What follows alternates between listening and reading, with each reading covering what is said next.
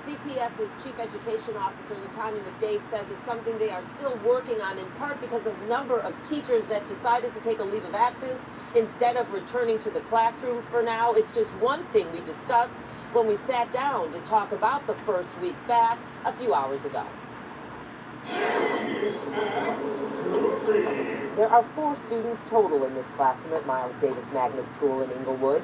It's in-person day 1 for them because they're part of Hybrid Group B, who physically come to school on Thursdays and Fridays.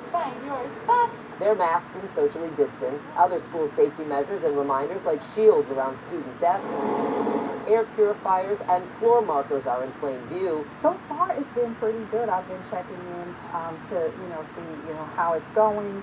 And I think the main thing would be what you called out, where there are some schools that might have some staffing challenges.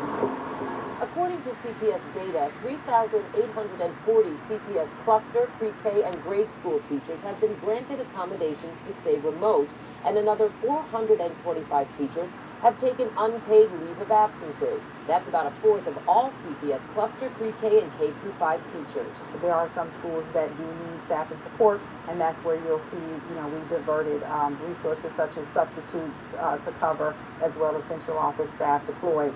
Going into next week, we're monitoring that. Also on the horizon, continued talks with the Chicago Teachers Union about reopening high schools. And McDade says that is likely not a one-size-fits-all. What does a hybrid model look like in high school? What does it look like to have a phased approach in terms of who we bring back, when? All of those things are topics of discussion. I think the most important thing with the high school piece that we want to make sure that we do is hear from parents, hear from students. And a second meeting with CTU to discuss high school reopening is scheduled for next week.